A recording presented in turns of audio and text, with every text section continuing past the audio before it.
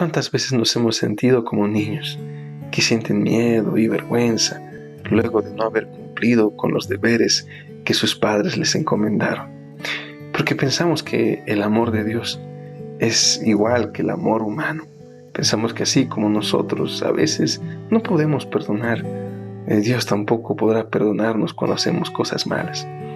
En la lección de la escuela sabática de esta semana desarrollaremos el tema de las segundas oportunidades y de cómo Dios no desea la sangre del pecador, sino que desea que se arrepienta. Así que quédate ahí donde estás, porque ya comenzamos.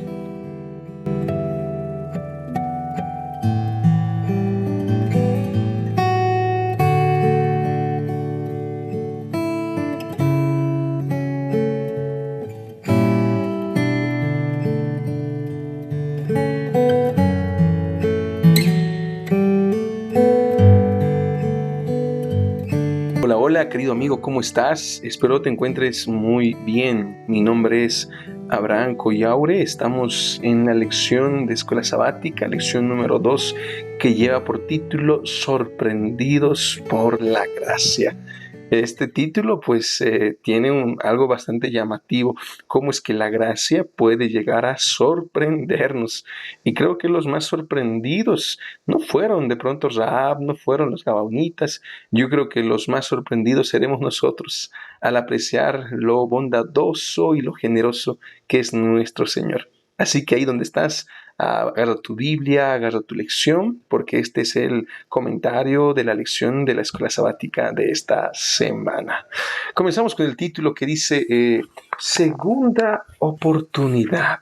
Ok, y aquí vamos a hablar de algo bastante interesante. En primer lugar, en el libro de Josué, capítulo 2, versículo 1, dice algo bastante importante.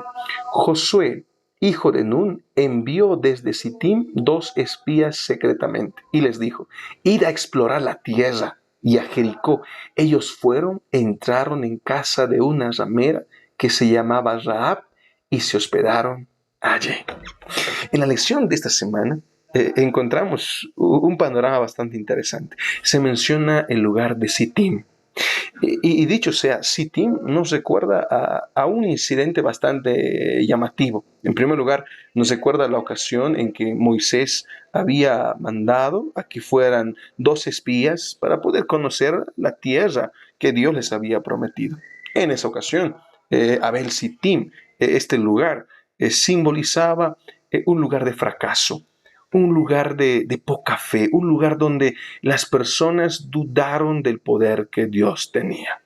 Pero asimismo, Abel Sittim también nos recuerda la ocasión en la que Balaam indujo hablando con las mujeres moabitas para que sedujeran a los israelitas. Y de esa manera muchos israelitas terminaron adorando a los dioses paganos, adorando a ídolos, a imágenes.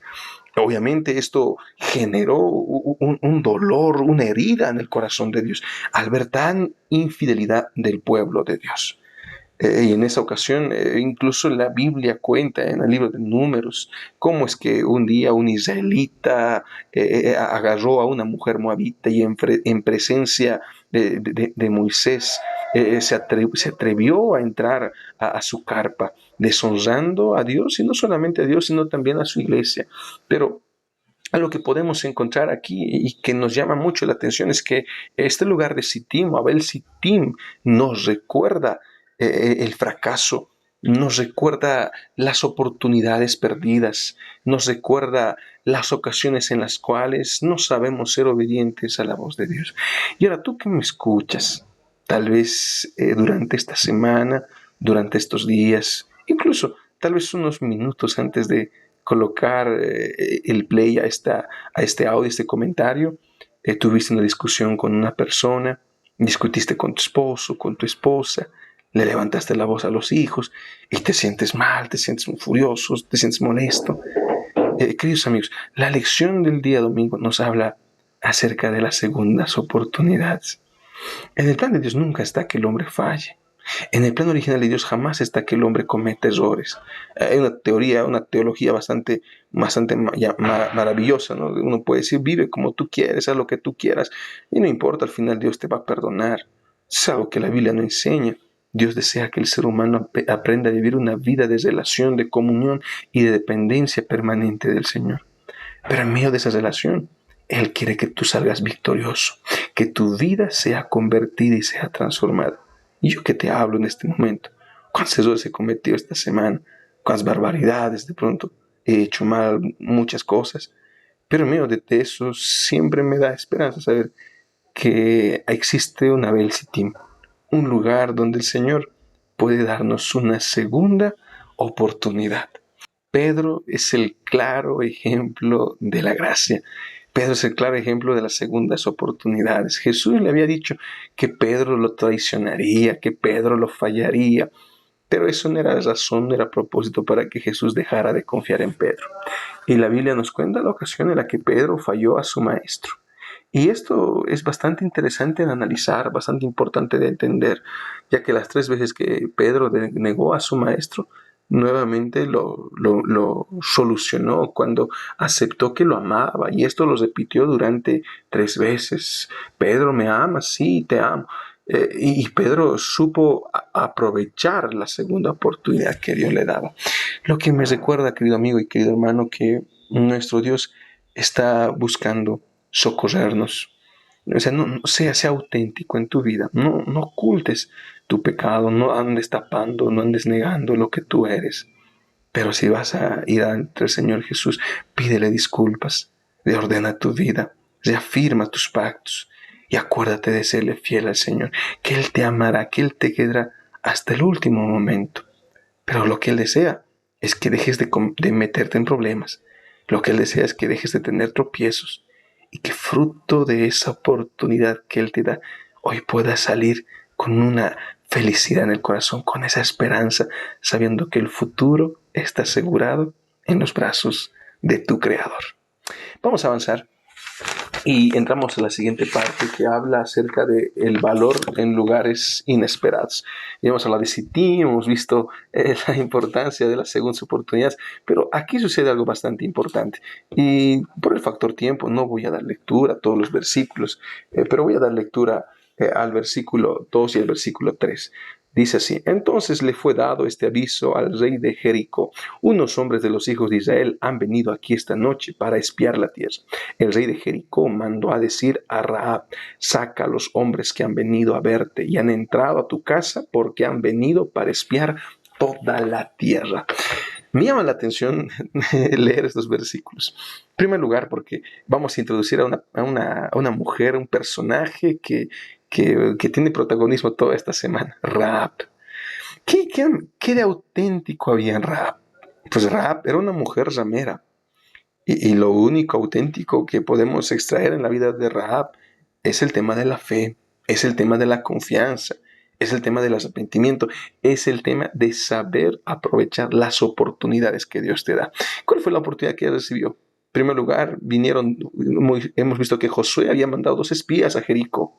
Por alguna razón el rey se había enterado de que habían 2 espías, ¿no?, chismosos, entrometidos ahí en medio de Jericó. Así que estos hombres escaparon y fueron a la casa de Rahab. Rahab era una ramera. Normalmente las casas de las rameras eran utilizadas como lugares para poder recibir a los hombres. Pero en este caso ella no decide hospedar a 2 hombres con fines galantes de su labor, sino que decide recibir a 2 hombres para cuidarlos y para protegerlos de la persecución que estaba haciendo. Y en medio de eso encontramos que muchas veces la gracia de Dios se encuentra en lugares así de inesperados, en un burdel, como era el caso de Rahab, en un lugar así. De pronto su casa era un lugar de seguridad, de protección. De eso no estamos seguros, pero de lo que sí estamos seguros es que la gracia muchas veces se encuentra en ese tipo de figuras. Y lo interesante es que por alguna razón Rahab aprendió a confiar en el Señor. Había escuchado acerca de las conquistas que el pueblo de Israel había hecho hacia los reyes que habitaban en ese lugar. Y dicho sea, esta información había sembrado un temor en su corazón. Pero observa el concepto de temor. Su temor no le llevó a rehusar escuchar algo de Dios o a escapar de Dios. Su temor le llevó a obedecer y aceptar en su corazón al rey de Israel, que era Jehová de los ejércitos. Este es un tema bastante importante de entender. El temor de Dios muchas veces se va a ver en la manera en cómo nosotros decidimos cumplir con la voluntad de Dios. Por eso el mensaje del primer ángel dice, temed a Dios. El temor a Dios es guardar sus mandamientos. Y no solamente los mandamientos, sino vivir una vida auténtica, en armonía con la palabra de Dios. Pero algo que nos llama la atención, aparte de este tema que estamos viendo, es el tema de la mentira. Rahab tuvo que mentir y de esa manera pudo cuidar a los dos espías en su casa. Ahí vino y dijo, no, yo no los conozco, no están aquí, ya se fueron. Y ahí encontramos el tema de la mentira. Entonces podemos decir que podemos justificar la mentira. O sea, sea el contexto que sea, si hay un contexto apropiado, puedo llegar a mentir. Puedo utilizar de la mentira como una herramienta. Mire, yo le voy a dar mi respuesta. Y mi respuesta es un no. Y es lo que la lección menciona en la escuela sabática, lo que el autor al menos menciona, dice, no avala todo lo que hizo en ocasión, ni aprueba la mentira que dijo. Esa fue salvada, pero fue por la fe, fue por la confianza en el Señor. No podemos extraer el tema de la mentira, no podemos decir que la mentira era algo positivo, cuando era algo bastante pecaminoso, ¿ok? Pero muchas veces el Señor actúa a pesar de lo que ya somos, a pesar de lo que hemos hecho. Tú has mentido, has robado, pero Dios te ama y Él va a actuar a pesar de lo que tú ya eres. Ahora, lo interesante es que Rahab se menciona esta mentira durante el proceso en que ella aún no conocía y no tenía un conocimiento completo de Dios. No tenemos ningún registro si después de que Rahab se unió al pueblo de Israel haya vuelto a mentir, pero lo que sí entendemos es que la mentira se da antes de que ella conociera de manera más personal a Dios. Entonces eso nos lleva a un punto importante de que las mentiras no pueden ser justificadas, pero muchas veces Dios va a actuar a pesar de lo que ya somos. Y segunda cosa que podemos entender, así como Rahab fue salvada en esta historia por haber confiado, por haber creído en Dios, por haber cuidado a los dos espías, de la misma manera Dios pudo haber salvado a todo el pueblo de Jericó, si en Jericó vivieran más personas como Rahab. Y tú, mi querido amigo, que me escuchas en este momento, tú tienes la misma fe que tuvo Rahab, de saber que hay situaciones tan difíciles, tan complicadas que están pasando afuera, pero decides confiar en el Señor. Que esa sea tu forma de experimentar la gracia, porque no olvides que el valor de Dios se puede encontrar hasta en lugares menos esperados. Continuamos y hablamos acerca de un nuevo pacto. Cuando Dios te llama, no te llama para que sigas siendo la misma persona. Muchas veces Dios te va a llamar para que tú tengas una vida diferente. Y ahí entra el tema de la alianza, ahí entra el tema del pacto, el hecho de que Dios te encuentra, Dios llega a tu vida, te brinda una oportunidad, el Señor te presenta su gloria, su carácter de amor, y eso siembra un temor para que tú tengas una obediencia con Él, tengas una vida auténtica, pero todo eso tiene un resultado, y es el tema de la relación, es el tema del pacto, es el tema de la alianza. Y en esta parte de la lección encontramos algo bastante significativo. Y miren qué es lo que dice en el versículo 17. Vamos a entender que Rahab estaba ya despidiendo a los espías, y los espías le dan una última indicación a Rahab antes de irse de su casa. Dice, nosotros quedaremos libres de este juramento que te hemos hecho. Cuando nosotros entremos en la tierra, tú atarás este cordón de grana a la ventana por la cual nos descolgaste, y reunirás a tu casa, a tu padre y a tu madre, a tus hermanos y a toda la familia de tu padre.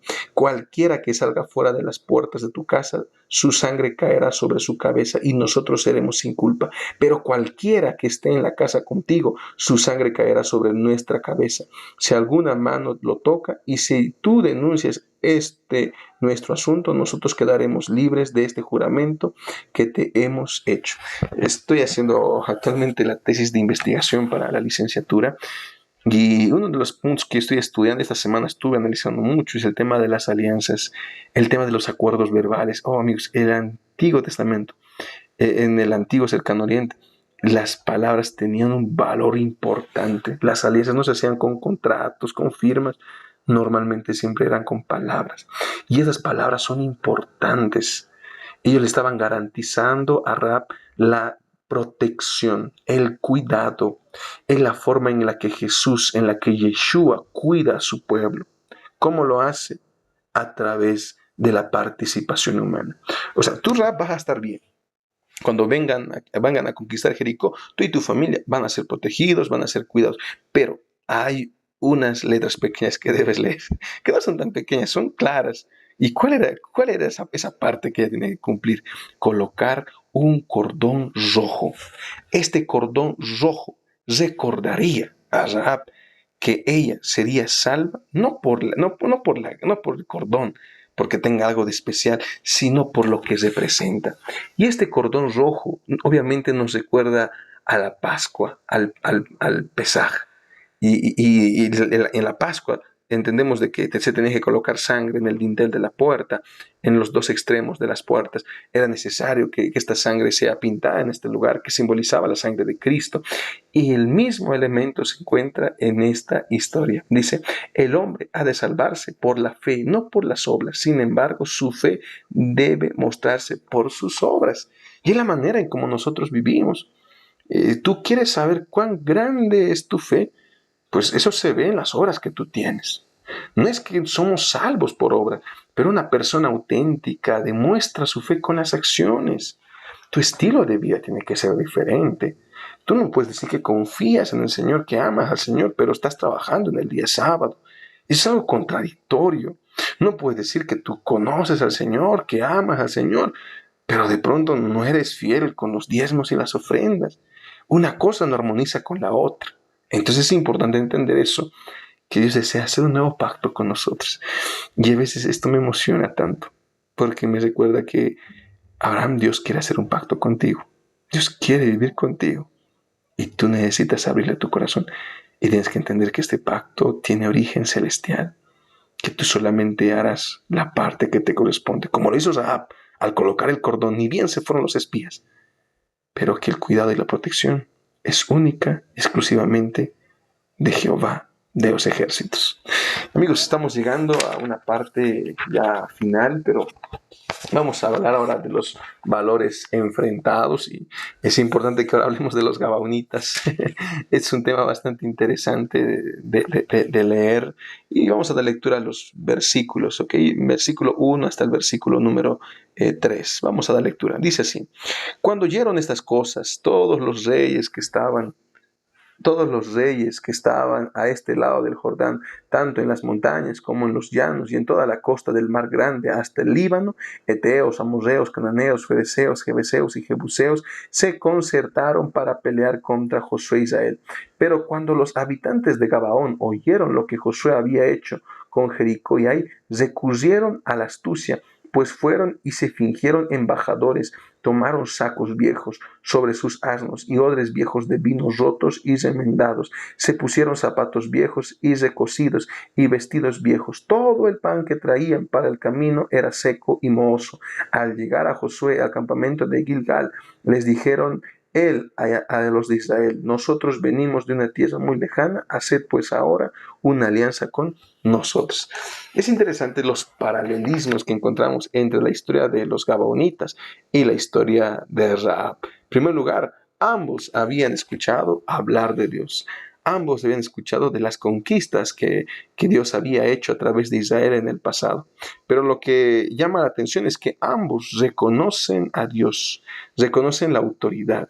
Dice, a diferencia de otros cananeos, no se rebelaron contra el plan divino de conceder la tierra a los israelitas y admiten que el Señor mismo está expulsando a estas naciones ante Israel. Es decir, los gabaonitas no actuaron como los cananeos. Y saben, queridos amigos, ¿cuántas veces necesitamos no imitar tanto a los cananeos, no imitar tanto este mundo? Para el mundo es normal que hagamos cosas malas. Para el mundo es normal que la promiscuidad, el sexo antes del matrimonio, el alcoholismo. Para el mundo están tan normalizado mucho tipo de prácticas. Pero para Dios, cuando pensamos si para Dios es correcto, la óptica cambia. Y ese es el primer punto que es resaltante que encontramos en la historia de los gabaonitas. El hecho de que ellos tuvieran esa actitud para poder aceptar al Señor. Ahora, en medio de todo esto encontramos algo importante. El deber fundamental de un líder teocrático y de cualquier líder cristiano es hacer la voluntad de Dios. Al descuidarla, los israelitas se vieron obligados a violar las condiciones fundamentales de la conquista de la tierra o a romper un juramento hecho en nombre del Señor, lo cual se lo convertía en obligatorio. Miren, queridos amigos, esa parte, la historia es bastante positiva de los gabonitas. El único incidente gira en que los ancianos o el pueblo de Israel había optado por aceptar al pueblo de los gabonitas, pero sin consultarlo al Señor. Y este es el primer punto. Puede parecer una letra chiquitita, puede parecer algo que no es tan significante, pero si no consultamos al Señor, nuestro liderazgo teocrático queda por los suelos. Un liderazgo teocrático siempre va a buscar la obediencia, el permiso, la aprobación de Dios. No quiere hacer lo que a él le parece correcto, sino la que a Dios le parece correcto. Cuando lleguen los momentos de lucha, momentos complicados, recuerda siempre que tu garantía sea la respuesta divina, que tu garantía sea la aprobación divina a través de su palabra. Si tienes esa garantía, avanza, ve por fe, conquista, pero no hagas las cosas bajo tu propio razonamiento, pues eso solamente puede tener consecuencias catastróficas para tu vida. Amigos, llegamos a la parte final y hablamos de la gracia sorprendente. Y eso se encuentra en los últimos versículos de Josué capítulo 9.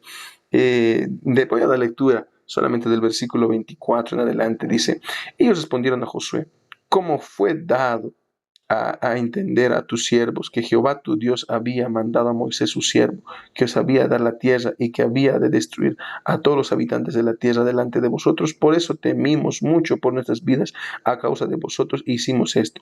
Ahora pues estamos en tus manos, lo que te parezca bueno y recto hacer de nosotros, hazlo.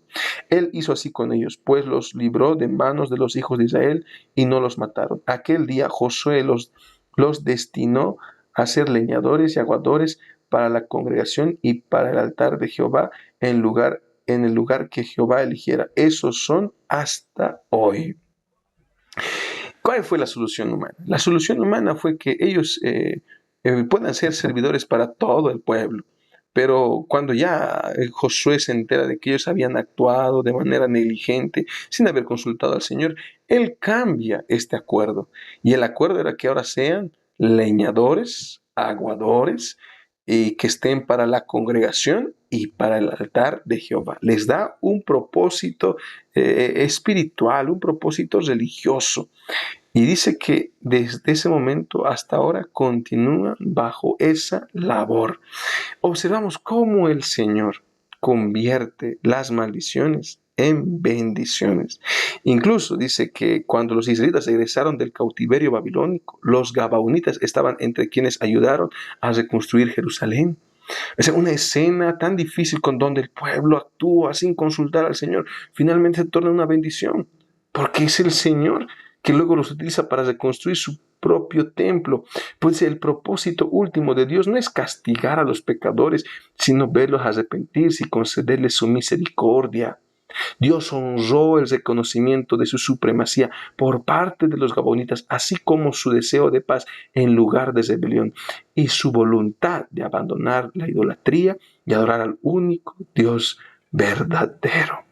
Por esa razón, queridos amigos, aceptar a Dios no es solamente un tema de compromiso verbal, es un estilo de vida, es un cambio rotundo, es un cambio profundo.